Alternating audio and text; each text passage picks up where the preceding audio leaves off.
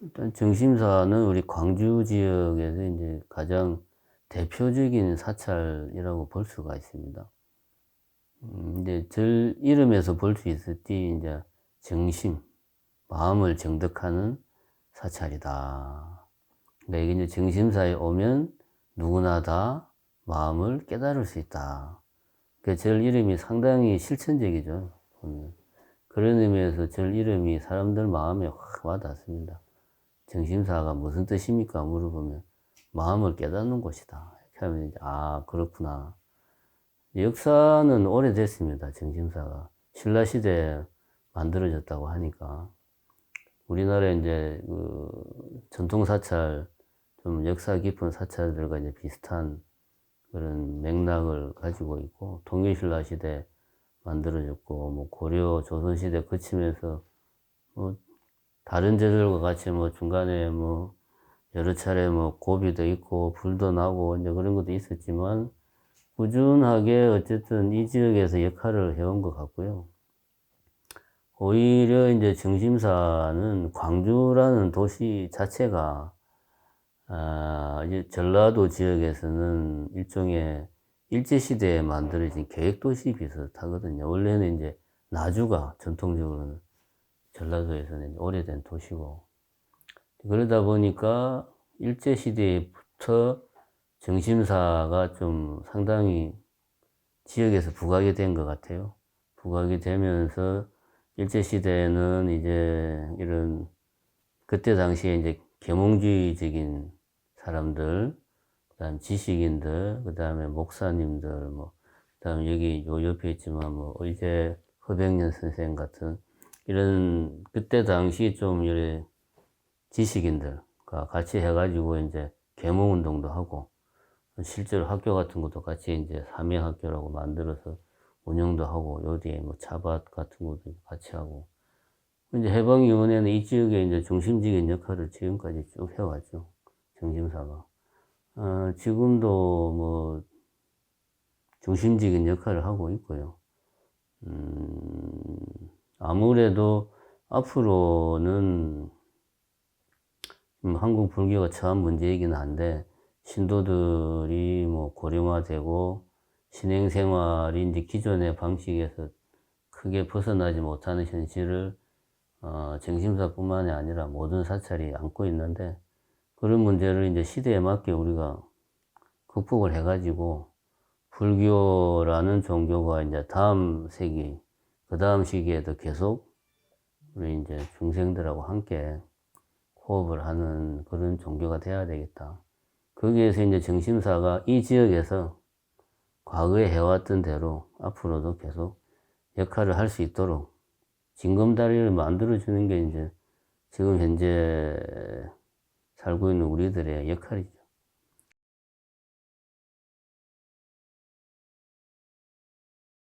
제가 이제 책을 이번에 본문집에 나오는 거는 이제 말 그대로 본문집이거든요.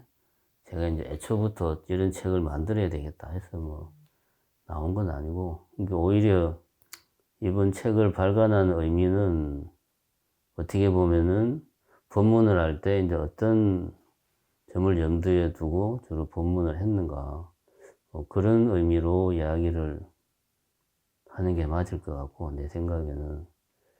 이제 그게 우선 첫 번째는 아까도 이야기를 했지만,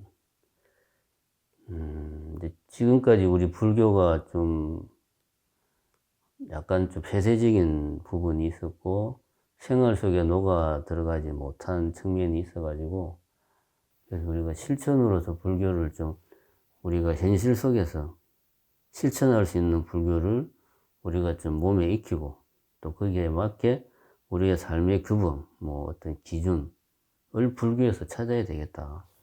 그런 측면도 좀 하다 보니까 좀 본문을 할 때 강조를 했죠. 그래서 어떤 불교를 생활 속에서 재해석하고 불교의 어떤 실천 윤리, 삶의 기준으로서의 불교, 그 두 가지를 좀 본문에 담으려고 했고, 결국 그런 내용이 본문집에 좀 담기지 않을까, 그렇게 생각을 하죠.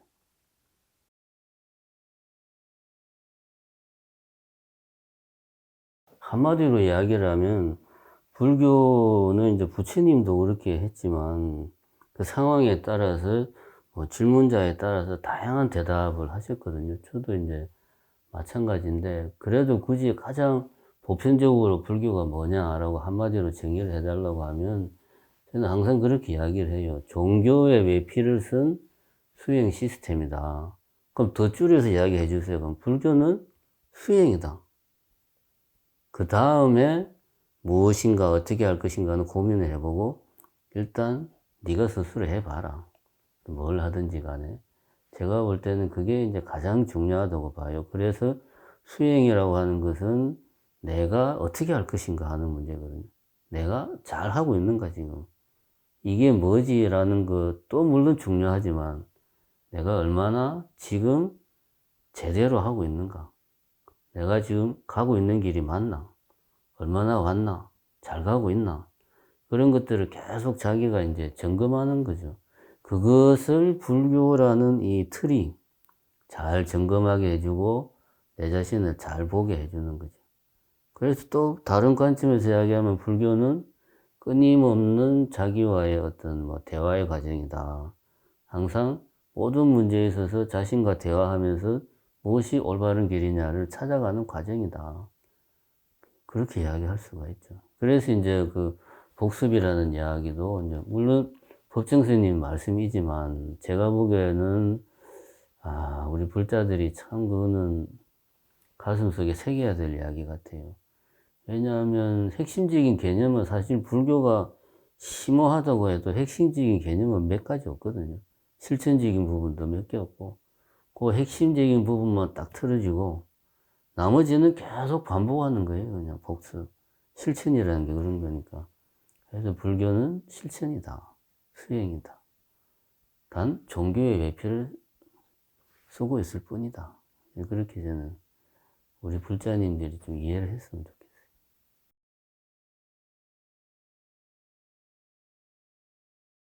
제가 생각할 때는 이제 같은 맥락인데 불교는 수행 시스템이라고 하는 것과 같은 맥락인데 과거에 그러니까 20세기까지만 해도 종교로서 이 세계를 해석하고 설명하는 게 인간들이 가지는 일반적인 패러다임이었거든요. 보면 서구도 그렇고 인도도 그렇고 우주가 어떻게 만들어졌냐. 우주는 뭐 커다란 거북이 위에 뭐 있는 거고 뭐 어쩌고 막 그러잖아요. 근데 그런 역할을 종교, 철학, 뭐 자연과학 이런 것들이 지금까지 인류 역사에서 해왔어요. 이 세계를 우리가 어떻게 해석할 거냐. 해석을 해야 내가 이 세계에 대해서 어떻게 반응할 것인가가 나오니까 그런 역할을 종교가 해왔고 그 역할을 더 충실하게 하고자 하다 보니까 종교에서 그 다음에 철학이 이제 분리돼서 나오고 철학이 좀 더 자기 어떤 객관적인 검증을 하기 위해서 과학이 또 나오고 이렇게 저는 발전한 거라고 보는데 그러니까 더 이상 종교는 이제 이미 철학이나 과학이 과거에 종교가 했던 역할을 하고 있으니까 그럼 이제 종교는 종교 고유의 그럼 내가 이제는 진짜 그 전까지는 내 말고는 할 줄 아는 사람이 없어서 내가 이것저것 다 했는데 청소도 하고 빨래도 하고 집도 보고 요리도 하고 다 했는데 이제는 내가 꼭 해야 될 것만 하자. 그게 뭐냐? 제가 볼 때는 지금 우리 시대가 제일 우리가 지금 우리 시대의 사람들이 뭐 고뇌하고 이 막 방황하는 제일 큰 이유는 어떤 삶의 기준을 스스로 가지지 못하기 때문이다. 이렇게 봐요. 과거에는 내가 기준을 안 만들어도 그 사회의 종교가 내가 태어나면 이미 내가 무엇을 위해서 살아야 되는지 이럴 때는 어떻게 행동해야 되는지 이미 매뉴얼이 다 나와 있었거든요. 어른은 존경해야 된다. 나이 드신 분들은 잘 모셔야 된다. 여자는 남자를 하늘처럼 뭐 바라봐야 된다. 이게 뭐 잘되고 못되고를 떠나가지고 이런 삶의 기준이 이미 다 정해져 있었어요. 그 역할을 종교가 이제 상당히 큰 역할을 해주고 있었죠. 그걸 요즘식으로 말하면 이제 어떤 뭐 윤리 규범, 뭐 실천 윤리, 도덕 이런 건데 지금은 그런 기준이 이제 없죠. 어떻게 보면 요즘 우리 삶의 기준은 쉽게 말하면 그런 거거든요. 다른 사람에게 해만 끼치지 않으면 된다. 법적으로만 법의 테두리 안에서만 생활할 수 있으면 된다. 이 정도 외에는 어떤 삶의 기준, 내 삶의 기준은 뭘 해야 될 것이냐, 어떻게 살 것이냐에 대해서 우리가 공유하고 있는 정해진 게 없어요. 사실은 그런 역할을 뭐 불교도 그렇고 뭐 다른 종교도 그렇고 만들어줘야 됩니다. 이걸 만들어준다는 게 과거처럼 주입식이 아니고 이미 사회에 보편화되어 있어가지고 아무런 고민 없이 그냥 바로 그 개개인은 수용해야 되는 게 아니고 요즘 시대에 맞게 그것이 왜 그런가에 대해서 본인이 스스로 생각하고 수용해서 자기 것으로 만드는 그런 과정을 거쳐서 자기 삶의 기준으로 만들어야죠. 그런 거를 이제 종교는 다양한 그런 것들의 자양분, 베이스를 제공을 해주고 개개인이 거기에서 자기 삶의 기준을 만들어 나가는 거죠. 이런 전체적인 과정을 이제 불교가 만들어 줘야 된다. 그런 의미에서 불교는 수행 시스템이라는 걸 같은 맥락에서 저는 이야기를 하고 싶은 거죠. 삶 자체를 안에 수행으로 보면 부처님이 말한 여러 가지 우리가 그럼 어떻게 살 것인가 뭐 아주 쉽게 이야기하면 5개부터 이야기를 우리가 할 수가 있고 그게 별거 아닌 것 같은데 그런 것만 잘 지키면 살아가는데 삶이 훨씬 더 풍요로워지고 좀 뭔가 영혼의 깊이가 더해지고 좀 주변을 더 많이 둘러볼 수 있고 자기 삶의 의미를 자기가 굳이 뭐 몇 시간씩 앉아서 삶의 의미를 고민하지 않더라도 삶의 의미를 채울 수 있는 거죠. 그런 식으로 이제 종교가 역할을 해야 된다고 앞으로는 그렇게 생각을 합니다.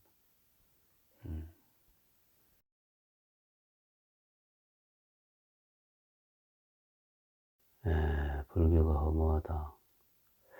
그런 편견을 왜 가졌을까를 생각을 해보면 뭐 이런 불교가 뭐 무 이야기하고 뭐 공 이야기하고 막 그러니까 그 다음에 이제 뭐 이런 뭐 불교 스님들이 뭐 하나 보면 그냥 뭔 이야기하면은 말도 안 되는 이상한 말 하고 막 하니까 그런 좀 생각들을 하는 것 같은데 제가 볼 때는 그게 이제 우리 불교가 좀 엘리트 불교, 과거의 불교가 특히 이제 가나선 불교가 어쩔 수 없이 이제 가지는 그런 엘리트적인 요소 때문에 일반인들에게 좀 그런 부정적인 인상이 심어진 것 같아요. 제가 볼 때는. 근데 이거는 사실 두 가지 측면에서 봐야 돼요. 하나는 교리적인 측면에서 설명을 해줘야 되고, 하나는 좀 현실 참여적인 측면에서 설명을 해줘야 되는데, 교리적인 측면에서는 이제 이 굳이 연기 사상을 요즘식으로 말하면 우리가 이제 지금 뭐 양자역학에서도 이야기하지만 이 세계는 사물의 정체가 아니고 뭐 사건의 정체다 이런 말이 요즘 최근에 뭐 물리학 이런 뭐 양자역학 이런 데서 이런 말을 하는데 이게 사실은 연기 사상이거든요. 이게 존재 사물이 모여 있는 게 이 세계가 아니고 이벤트, 관계, 끊임없는 상호작용의 총체가 이 세계다. 이걸 이제 연기 사상으로 부처님이 이야기한 건데 이거를 이 세계는 공하다 라는 표현을 하다 보니까 사람들이 공 그러면 아무것도 없구나. 허, 무, 빌, 허자에 없을 무자 같은 이야기니까 불교는 사상 자체가 허무한 좀 뭔가 모르게 좀 니힐리즘적이다 라는 생각을 하는데 제가 볼 때는 이제 공이라는 표현보다 아까 이런 말은 연기사상이라든가 아니면 현대 물리학에서 설명하는 용어로 현대 물리학에서 사용하는 예를 들어서 연기사상을 설명을 해주면 이게 어려운 게 아니거든요. 좀만 우리가 불교에 있는 사람들이 좀만 고민을 해서 현대에 맞는 용어와 예시로 연기사상을 설명해 주면 충분히 우리가 교리적인 측면에서 허무주의적인 어떤 폐단을 좀 극복할 수 있다. 두 번째, 이제 실천적인 사회 참여적인 측면에서는 불교가 뭐 지혜와 자비의 종교다라고 말을 하지만 사실은 뭐 타 종교에 비해서 불교가 복지라든가 뭐 청소년이라든가 인권이라든가 뭐 정치적인 거는 뭐 굳이 종교가 정치에 관여할 이유는 없다고 보고, 이런 사회적인 많은 문제들에 우리가 좀 봉사하는 어떤 자기 주장을 하기보다, 요즘 사람들은 너무 주장을 많이 하니까 그냥 봉사하는 측면에서 어떤 소외계층에 대한 도움, 노약자들에 대한 도움, 아니면 이제 청소년들 갈수록 우리 사회가 청소년들에 대한 이 정말 해법을 사회가 가지지를 못하니까 그런 부분에 대한 어떤 우리 나름대로의 좀 노력, 이런 것들을 사실은 사찰해서 해야 되거든요. 그런 것들을 열심히 하면 일반인들이 보기에 불교는 허무주의다 이런 생각하는 거는 다른 게 아니거든. 스님들이 어디서 뭐 하는지 모르겠고, 스님들은 저 깊은 산속에서 도나 닦는 것 같고 세상하고는 관심이 없고, 이런 이제 그런 몇 안 되는 정보를 가지고 만든 선입견으로 그런 판단을 하니까 일상생활에서 불교가 뭔가 좀 사회와 함께 사회에 좀 힘들고 좀 아픈 부분들을 치료하기 위해서 노력하는 모습을 보면 불교는 좀 뭔가 살아 움직이는 그런 종교다라는 느낌을 가지겠죠. 그건 이제 두 가지 다 필요하다고 봅니다. 제가 볼 때.